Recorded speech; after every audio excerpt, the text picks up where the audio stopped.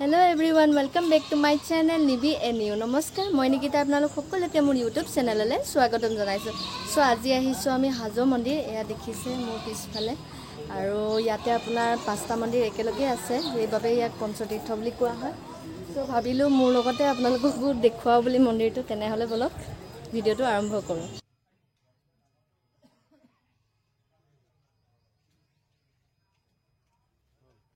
আৰু গাইজ মানে যিসকলে জানে তেওঁলোকক কোৱা নাই কাৰণ ইয়াৰ মাজতে হয়তো বহুতো নজনা লোকো আছে তেওঁলোকক ক'ব বিচাৰো যে এই পঞ্চতীৰ্থৰ নাম হৈছে প্ৰথমতে আহিব মাধৱ মন্দিৰ য'ত আমি বৰ্তমান আছো আৰু তাৰ পিছত আছে আপোনাৰ কেদাৰ মন্দিৰ গণেশ মন্দিৰ কামেশ্বৰ মন্দিৰ কমলেশ্বৰ মন্দিৰ সো এতিয়া গৈ আছো আৰু জানেনে মাধৱ মন্দিৰলৈ যাওঁতে যিখিনি আপোনালোকে ষ্টেপ পায় সেই ষ্টেপখিনি প্ৰায় 1000 টামান ষ্টেপ আছে আৰু তাৰ পিছতহে মন্দিৰটো প্ৰৱেশ কৰিবলৈ পাব আৰু ইয়াত আহিলে তুলসী মালা দিব লাগে আমি লৈছো তেনেহলে বলক আগতে চাকি ধূপ জ্বলা তাৰ পিছতে আপোনালোকক যিমানখিনি পাৰো দেখুৱাই যাম।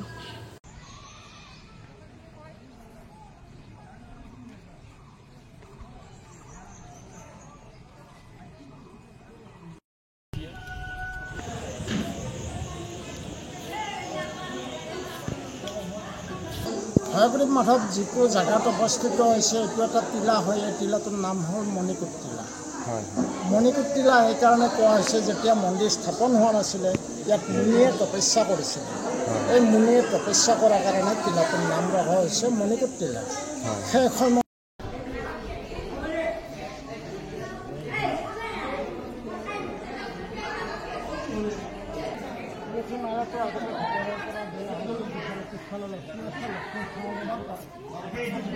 গাইজ আমি ভিতৰৰ পৰা এতিয়া ওলাই আহিলোঁ আৰু ভিতৰত যিহেতু কেমেৰা কৰা এলাউ নাই তো ভিতৰখন দেখুৱাব নোৱাৰিলোঁ আৰু এতিয়া আমাৰ পূজা কৰি হৈ গ'ল।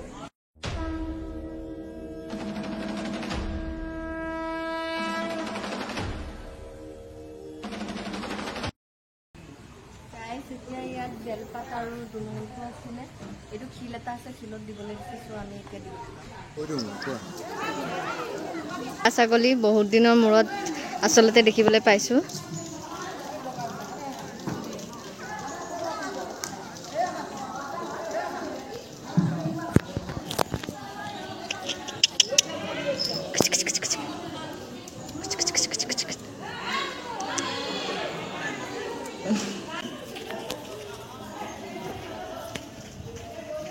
গাইজ এইটো এইফালে হৈছে কোৱা শুনিছিলোঁ যে জগন্নাথ মন্দিৰত যিসকল লোক দৰ্শন কৰি আহে তাৰ পিছতে এইফালে যাব লাগে তেতিয়াহে হেনো দৰ্শনটো সম্পূৰ্ণ হয়। গাইজ এতিয়া আমাৰ হৈ গ'ল আৰু আপোনালোকে হাজো মন্দিৰলৈ আহক সঁচাকৈ বহুত ধুনীয়া মন্দিৰ আৰু দেখিবলৈ পাইছে গোটেই মন্দিৰ আপোনালোকৰ শিলেৰে নিৰ্মিত আৰু ভিতৰত জগন্নাথ থাকে আৰু লগতে আপোনালোকে আহি চাই যাব পাৰে। এতিয়া আমি গৈ আছোঁ বেলেগ মন্দিৰ মানে কেদাৰ মন্দিৰ আছে তাৰপিছত কমলেশ্বৰ গণেশ মন্দিৰ নাজানো প্ৰথমতে কোনটোত যাওঁ তেনেহ'লে বলক। গাইজ এতিয়া আমাৰ দৰ্শন হৈ গ'ল এতিয়া আমি গৈ আছোঁ বেলেগ মন্দিৰলৈ আৰু ভীমে ভাত খোৱা চৰিয়াটো দেখাম লগতে শিৱ বাবাৰ ত্ৰিশূল আছে আৰু কি দেখুৱাব পাৰোঁ বলকচোন তেনেহ'লে। এতিয়া মই চাবলৈ আহিছোঁ কাছ বাপৰে বহুত ডাঙৰ ডাঙৰ কাছ আছে আপোনালোককো দেখুৱাম বাৰু বহুতেই বেছি ডাঙৰ মই আগে পিছে নাই দেখা প্ৰথমবাৰ দেখিছোঁ ইমান ডাঙৰ কাছ আৰু লগতে সৰু সৰু পোৱালিও আছে চ' আপোনালোকক দেখুৱাম চাব।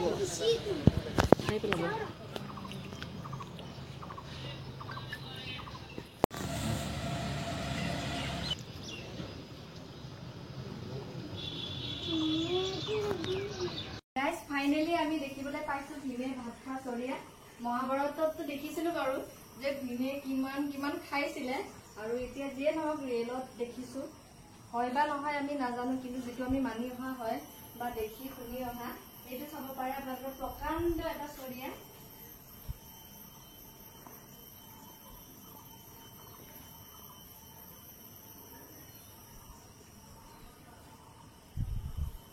সৰু সুৰা পুখুৰী এটা আৰু এই চৰিয়াটোৰ ৰাউণ্ডটোতো বহুত ডাঙৰ নাজানো আৰু কিমান কিন্তু উচ্চতাটো প্ৰায় মোৰ সমানে হ'ব মানে উচ্চতাটো 5 ফুট 3 মান হ'ব। আপোনালোকে ভাবক তেনেহ'লে ভীমে কিমান খাইছিলে আৰু ইয়াত যদি পানী ভৰাই দিয়ে ধৰক এটা সৰু সুৰা পুখুৰী সঁচাকৈ মানে ভাবিলে আচৰিত লাগে ন।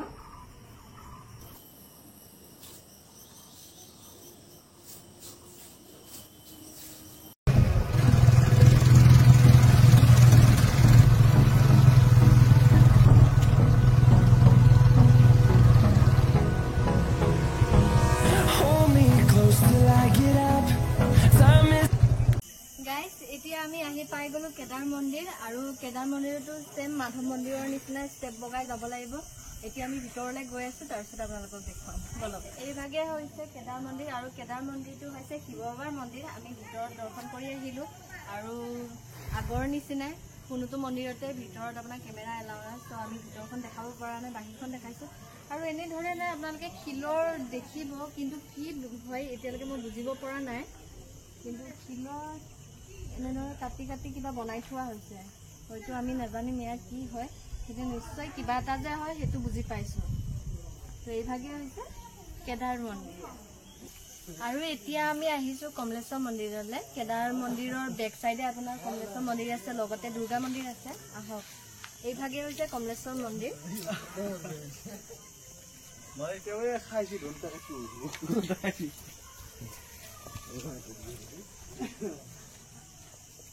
সুন্দৰ পৰিৱেশ এটা, আপোনাৰ গোটেই পাহাৰৰ মাজতে মন্দিৰ ভাগ হয় আৰু চাৰিওকাষে গছ গছনিৰে ভৰা। সঁচাকৈ বহুত বেছি ভাল লাগিছে ইয়ালৈ আহি। আৰু এইভাগে হৈছে কমলেশ্বৰ মন্দিৰ, আৰু কমলেশ্বৰ মন্দিৰ ভাগো হৈছে শিৱ বাবাৰে।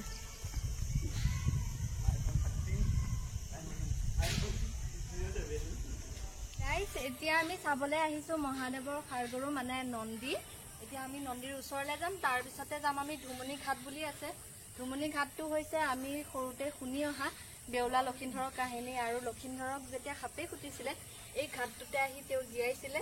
তেনেহ'লে প্ৰথমতে আমি নন্দীক চাই লওক, তাৰপিছত তালৈ যাম। আহক গাইছ, এয়াই হৈছে নন্দী, আৰু নন্দীক এনেদৰে ইয়াত ৰখা হৈছে। আপোনালোকক মই দেখুৱাইছোঁ ভালদৰে, আপোনালোকে চাই ল'ব।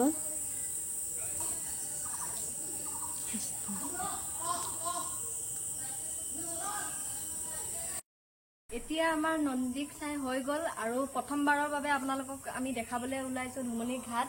আগে পিছে আপোনালোকে ক'তো ভিডিঅ'ত দেখি পোৱা নাই, তেনেহ'লে ব'লক আমাৰ লগত।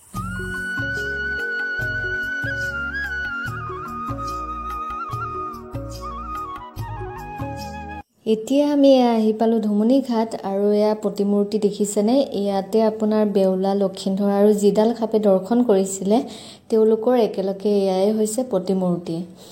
আৰু লগতে মই এতিয়া দেখুৱাবলৈ ওলাইছোঁ আপোনালোকক যিডাল সাপ, মানে এই শিলটোত চিনডাল দেখিছেনে? এইফালে সেই সাপডাল আহিছিলে যিডালে লক্ষীধৰক খুটিছিলে, এইটো চিন তেনেধৰণে আছে। আৰু এইফালে এইখন হৈছে ভেল, মানে লক্ষীধৰক যিখন কলগছৰ ভেলত উটুৱাই দিয়া হৈছিলে সেই ভেলখন আহি ইয়াত খুন্দা মাৰিছিলে। এয়া হৈছে তাৰে চিনবোৰ, এইখনেই হৈছে ভেল। আৰু এতিয়া আপোনালোকক দেখুৱাবলৈ আহিছোঁ মই এইটো, লেতেৰা হৈ আছে কিন্তু এইটোৱে হৈছে ধুমুনি ঘাট, এইফালেৰে পানী বৈ গৈছিলে। আৰু মই দেখুৱাম আপোনালোকক এই চিনটো, আৰু এই চিনটোৰে সাপডাল হেনো গৈ আপোনাৰ কেদাৰনাথ মন্দিৰ পাইছিলেগৈ। এইখিনিয়ে আপোনালোকক দেখুৱালোঁ। আজি ষ্টেপ বগাই বগাই এনাৰ্জি পুৰা ডাউন, আৰু আপোনালোকক কিমানখিনি দেখুৱাব পাৰিলোঁ নাজানো, আমিতো পুৰা চেষ্টা কৰিছোঁ দেখুৱাবৰ কাৰণে। আৰু আজিৰ ভিডিঅ'টো ইমানখিনিয়ে থাকিলে। যদিহে ভাল লাগিছে এটা লাইক কৰি দিব, শ্বেয়াৰ কৰি দিব, আৰু লগতে ছাবস্ক্ৰাইব কৰি দিব। পুনৰ লগ পাম এটি বেলেগ ভিডিঅ'ত, তেতিয়ালৈকে বাই বাই।